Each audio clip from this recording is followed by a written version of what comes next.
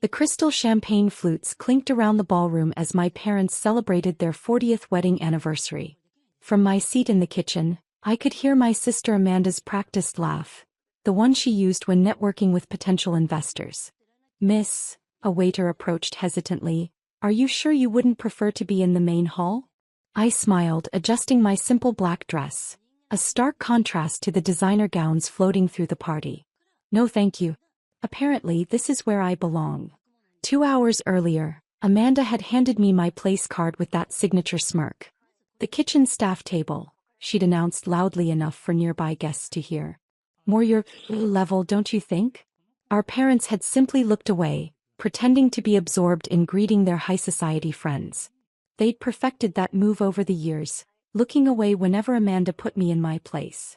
The massive TV screens around the ballroom, meant to show a slideshow of family memories, suddenly switched to a breaking news alert. The room fell silent as the announcer's voice cut through the party chatter. "Breaking news. Mystery buyer acquires Sterling Industries in shocking $300 million deal." The family-owned company, facing bankruptcy after recent mismanagement, was purchased in a surprise move this afternoon. My father's champagne glass slipped from his fingers, shattering on the marble floor. Amanda's perfect smile froze as the screen displayed the acquisition documents, and my signature at the bottom. The buyer, revealed to be Elena Sterling, younger daughter of the company's founder. I stood up from my kitchen table, smoothing my dress. The waiter who'd been concerned about my seating looked at me with wide eyes, finally understanding who I was. "Would you mind?" I handed him my phone. "There's a few emails I need sent. The passwords for the company servers change at midnight." The ballroom had erupted into chaos. Board members who dismissed me as the quiet one were frantically checking their phones. Investors who'd laughed at my lack of business sense were calling their brokers. Amanda stormed toward the kitchen, her designer heels clicking aggressively on the marble. "What did you do?" "Business," I replied calmly. "Isn't that what you've always said I don't understand?" Our father appeared behind her, his face ashen. "Elena, this is impossible. You don't have that kind of money." I pulled out my tablet, pulling up some familiar documents. "Remember when you both insisted I couldn't handle running the company's tech division? When you gave Amanda control despite her having zero technical experience?" They stared as I scrolled through page after page of patents. My patents. Innovations I'd developed while working beneath my station in the company's labs. "Turns out," I continued, "those silly little programs I was working on are worth quite a bit. Especially to our competitors. Who, by the way, actually read technical documents instead of just looking at last names and fancy degrees." But the board would never approve this sale," Amanda sputtered. "The board?" I laughed softly. "You mean the same board that's been covering up the company's losses? The ones who helped you hide the failed projects and vanishing investments?" I pulled up another document, a detailed audit of the company's recent performance under Amanda's leadership. Years of mismanagement and covered-up failures, all meticulously documented. "They approved the sale an hour ago," I said, rather enthusiastically, once they saw the alternative was a very public investigation into their creative accounting. The kitchen staff had quietly gathered around us, watching the drama unfold with barely concealed satisfaction. They'd seen how the family treated me over the years, the snide comments, the dismissive attitudes, the constant reminders that I wasn't sterling material. "You can't do this," my father's voice shook with rage. "This company is our legacy." "Was our legacy," I corrected, pulling up more documents on my tablet. "Let's review that legacy, shall we? The tech division, my division, which you gave to Amanda despite my warnings." The screens in the ballroom, still connected to my device, began displaying a damning presentation. Sterling Industries Technology Division. Asterisk 2020, $50 million in revenue under Elena Sterling. Asterisk 2021. $45 million in revenue under Amanda Sterling. Asterisk 2022. $20 million in revenue under Amanda Sterling. Asterisk 2023. $5 million in revenue under Amanda Sterling. "Stop this." Amanda lunged for my tablet, but I easily stepped aside. "Oh, we're just getting started," I smiled. "Let's talk about Project Phoenix. The one you said was too complicated for me to handle. More slides appeared. Project Phoenix status. Asterisk original budget. $30 million. Asterisk current losses. $85 million. Asterisk technical failures. 23. Asterisk client lawsuits pending. 8-inch. The ballroom had become eerily quiet, the party guests transfixed by the unfolding disaster on the screens. Several board members were already edging toward the exits. Elena, my mother finally spoke, her social mask cracking, you're embarrassing the family. Embarrassing the family? I clicked to the next slide. Like how Amanda embarrassed us by selling our core technology to competitors because she couldn't understand the technical documentation. Or how about when she hired her boyfriend as chief technical officer despite his only experience being a failed startup and a trust fund? The screens filled with email exchanges, technical reports, and financial statements, all documenting the systematic destruction of what I'd built. But here's the real embarrassment, I continued, my voice carrying across the now silent ballroom. While you were all busy protecting the family image, I was building something else. Something you never bothered to notice. I nodded to the waiter holding my phone. He pressed send and suddenly every screen switched to a new company profile.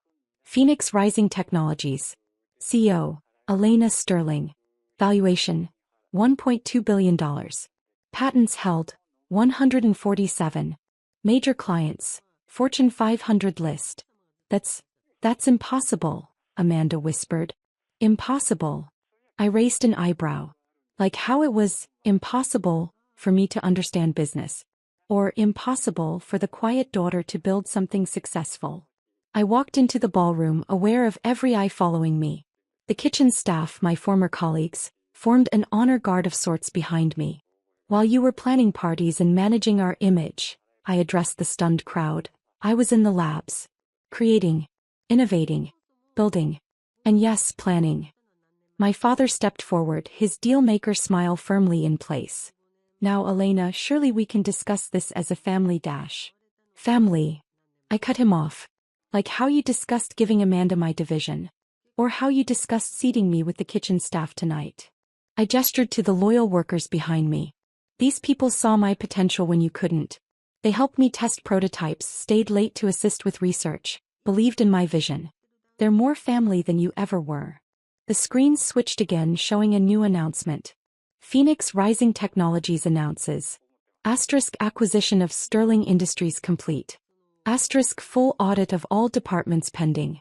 Asterisk new management team to be installed immediately. Asterisk previous executive team's positions under review. Amanda's face went from red to white. You can't fire me. I'm a Sterling. So am I replied calmly. The difference is I earned my position. Speaking of which, I motioned to my assistant who had been quietly documenting everything from the kitchen doorway. She stepped forward with a stack of folders. These are your separation agreements, I announced as she began distributing them to the board members and executives. You'll find the terms quite generous, considering the alternative would be a very public investigation into your creative management practices. The ballroom erupted into a flurry of whispered conversations and rustling papers. Several board members were already signing, their hands shaking slightly as they realized the extent of my preparation. As for you, Amanda, I turned to my sister who was still staring at the screens in disbelief. I have something special. I handed her a particularly thick folder. A complete audit of your tenure as division head. Every failed project.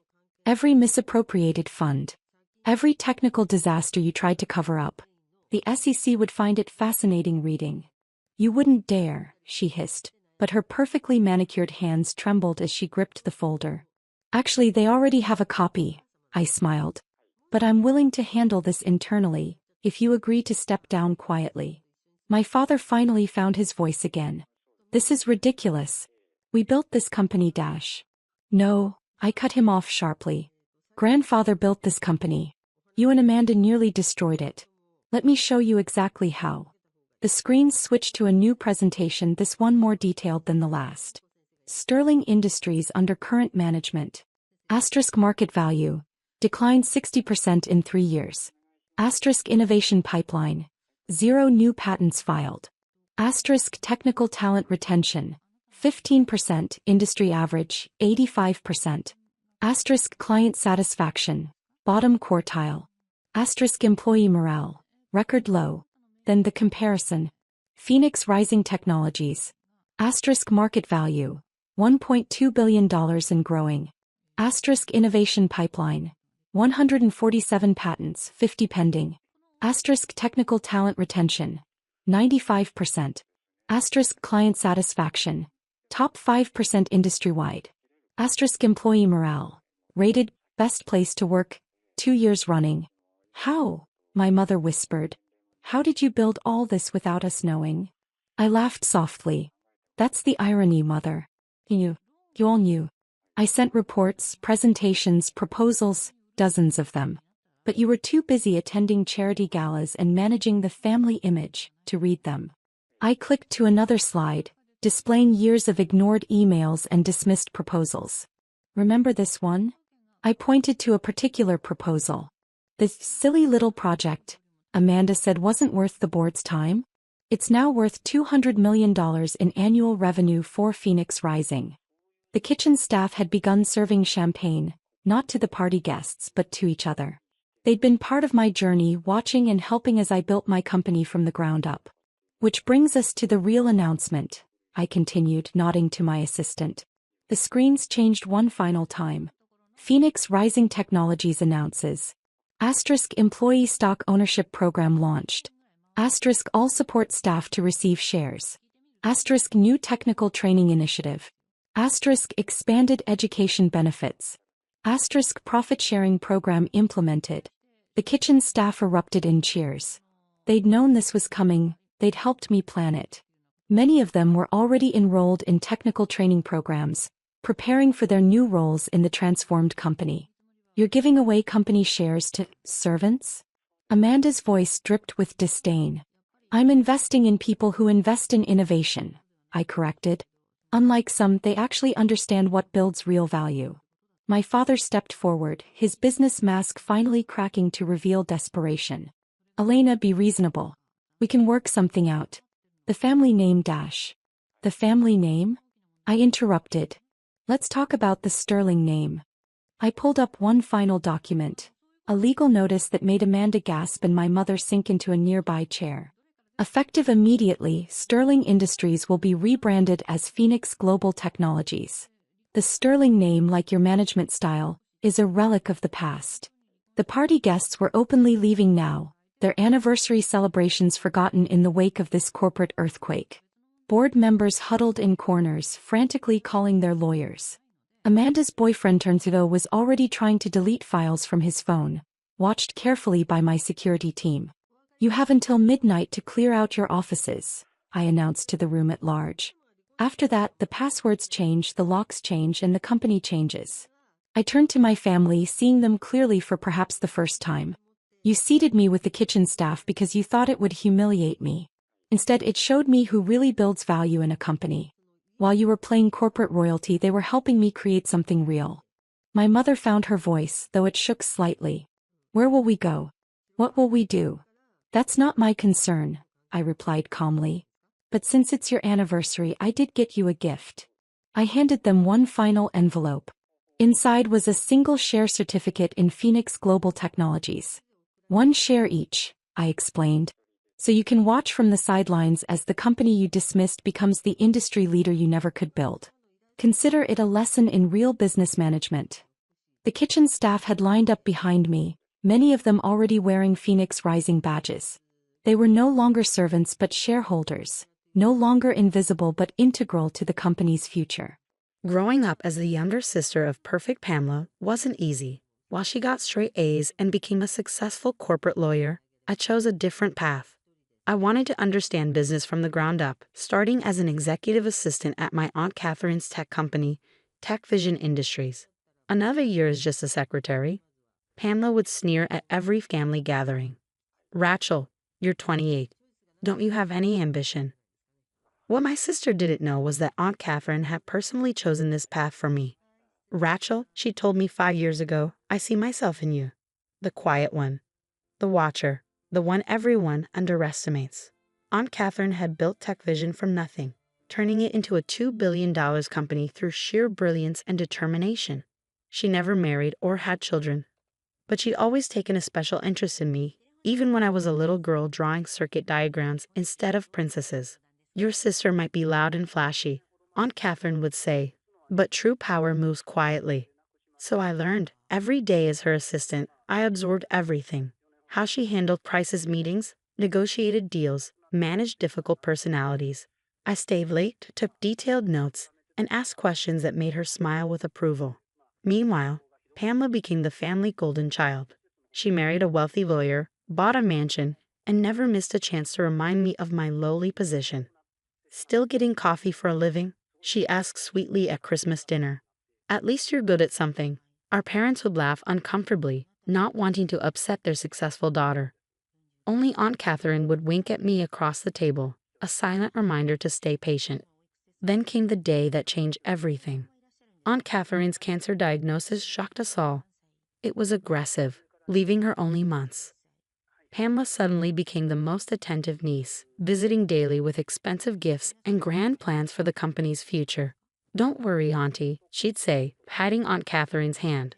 I'll make sure TechVision stays in the family. I've already spoken to some board members about taking a leadership role. I just kept doing my job, spending hours with Aunt Catherine reviewing projects, discussing company strategies, and simply being there as she grew weaker. The end came faster than anyone expected. The funeral was massive. Tech industry leaders, politicians, and hundreds of employees came to pay respects. Pamela worked the crowd like a politician, dropping hints about her future role at TechVision. Of course, it's what Aunt Catherine would have wanted. I overheard her telling a board member, "The company needs strong leadership, not someone who just fetches coffee." The will reading was scheduled for the next day at Aunt Catherine's mansion. The entire family gathered in her vast library, our parents, Pamela and her husband James, and me. Mr. Harrison, Aunt Catherine's lawyer for 30 years, adjusted his glasses as he prepared to read. Before we begin, he said, Catherine left a video message to be played first. The screen behind him lit up, and there was Aunt Catherine recorded just weeks before her death. She looked frail, but her eyes sparkled with their old mischief. "My dear family," she began, "I know there's been much speculation about the future of TechVision. Pamela, darling, I've heard all about your conversations with the board. Very enterprising of you." Pamela preened while James squeezed her hand. "But," Aunt Catherine continued, "I learned long ago that true leadership isn't about who talks the loudest or has the most impressive credentials. It's about understanding every level of a business, from the ground up. That's why, for the past 5 years, I've been secretly training my successor." The room went silent. Pamela sat up straighter, smoothing her designer suit. "Rachel," Aunt Catherine's eyes seemed to find me through the screen. "Step forward, my dear." My sister's head whipped around so fast I thought she'd hurt herself. For 5 years, Rachel hasn't just been my assistant. She's been shadowing me, learning every aspect of the company. Every late night, every crisis, every triumph, she was there, watching, learning, growing. While others saw a secretary, I saw a CEO in training. "This is ridiculous," Pamela burst out. "She's a secretary." Mr. Harrison cleared his throat. "Mrs. Catherine Montgomery's last will and testament. To my niece Rachel Montgomery, I leave my controlling interest in TechVision Industries, my position as CEO, and my entire personal estate valued at approximately $500 million. The room exploded. My parents gasped. James dropped his phone. "And Pamela?" Pamela's face turned an alarming shade of purple. "This can't be legal," she shrieked. "She's not qualified. She's nothing. I'm the successful one. I'm the one who deserves this." "Actually," Mr. Harrison interrupted, "Rachel has been secretly attending executive MBA classes for the past 3 years, paid for by your aunt. She graduated summa cum laude last month." I touched the MBA diploma in my bag, remembering Aunt Catherine's proud smile when I showed it to her in the hospital. "Furthermore," Mr. Harrison continued, "Catherine left detailed records of Rachel's training program, including board member evaluations and quarterly assessments. Everything is quite legal and binding." Pamela swayed in her seat, her face going from purple to white. Then her eyes rolled back, and she fainted dead away. But this was just the beginning. What happened next would shake our family to its core. Pamela didn't stay unconscious for long. As James fanned her face with some papers, her eyes snapped open with a dangerous gleam. "This isn't over," she hissed, staggering to her feet. "I'm a lawyer, remember? I'll contest this will. I'll prove Aunt Catherine wasn't mentally competent." Mr. Harrison simply smiled. "I thought you might say that." He pressed play on the video again. "And Pamela," Aunt Catherine's voice rang out, "since I know you're probably threatening legal action right now, let me be clear. I've had monthly psychological evaluations for the past year, documenting my mental fitness. And Rachel has been recording every conversation where you've belittled her position while bragging about your plans to take over." My sister's face went pale again as I pulled out my phone. "Would you like to hear some highlights?" I asked softly. "Like last Christmas when you told the board chairman I was just the help and promised to clean house once you took over." You recorded me," she stammered. "I learned from Aunt Catherine," I replied. "Document everything, especially threats." But Pamela wasn't done. She spun to face our parents. "Mom, Dad, you can't let this happen. I'm the successful one. I'm the one who made you proud." Our parents looked at each other, then at me. "Actually, honey," Mom said quietly, "we've always been proud of Rachel too. We just didn't understand what she was doing. Like you, we underestimated her." "But now it all makes sense," Dad added. "All those late nights, all those business books, the way Aunt Catherine looked at her. We should have seen it." Pamela's face contorted with rage. "Fine. I'll call a press conference. I'll tell everyone how an unqualified secretary is taking over a billion-dollar company. The stock will tank." "About that," Mr. Harrison interrupted again. He handed me another envelope. Catherine left instructions about handling this exact situation. Inside was a USB drive and a letter. As I read it, I couldn't help but smile. Aunt Catherine had thought of everything. "Dear Rachel," I read aloud. "If Pamela is threatening to go public, feel free to release the contents of this drive to the board. It contains evidence that she's been selling company secrets to our competitors, using information she gathered while pretending to care about my illness." The blood drained from Pamela's face. James took a step away from his wife. That's not," she sputtered. "Emails, phone records, bank transfers," I continued reading. "All documented. Aunt Catherine knew everything, Pamela. She was testing us both. While I was learning to lead, you were proving why you never could." "James," Pamela turned to her husband desperately, but he was already heading for the door. "I'm a corporate lawyer, Pam," he said quietly. "I can't be connected to corporate espionage. I'll have my assistant send divorce papers in the morning." As security arrived to escort my sister out, she turned back one last time. "You can't do this to me. I'm your sister." "No, Pamela," I said firmly. "You're just someone who never learned that true success isn't about titles or appearances. It's about character." The next few months were transformative. Under my leadership, TechVision's stock rose 40%. Turns out Aunt Catherine's quiet training had prepared me well. The board, already briefed on her succession plan, supported me completely. Pamela's law firm fired her after the corporate espionage evidence emerged. The last I heard, she'd moved to another state, telling anyone who'd listen about her conniving sister who stole her inheritance. But karma wasn't done yet. 6 months after taking over TechVision, I was reviewing old company files when I discovered something interesting. 10 years ago, Pamela had embezzled money from Aunt Catherine's personal accounts. Catherine had known but kept quiet, using that knowledge to watch how her niece would either learn from her mistake or let greed consume her. I sent copies of those records to the relevant authorities. After all, as Aunt Catherine always said, true power means never having to raise your voice. Just wait for the right moment. Last week, I hired a new executive assistant, a quiet, watchful young woman everyone else had overlooked. As I handed her the training schedule Aunt Catherine had used with me, she asked why I chose her. I smiled, touching the photo of Aunt Catherine on my desk, because sometimes the best leaders are the ones no one sees coming. Pamela's arraignment for embezzlement is next week. I sent her a gift to mark the occasion, a coffee mug with "Just the Help" printed on it. I thought she'd appreciate the irony. After all, as Aunt Catherine taught me, success is the best revenge. But a little pettiness, that's just the cherry on top.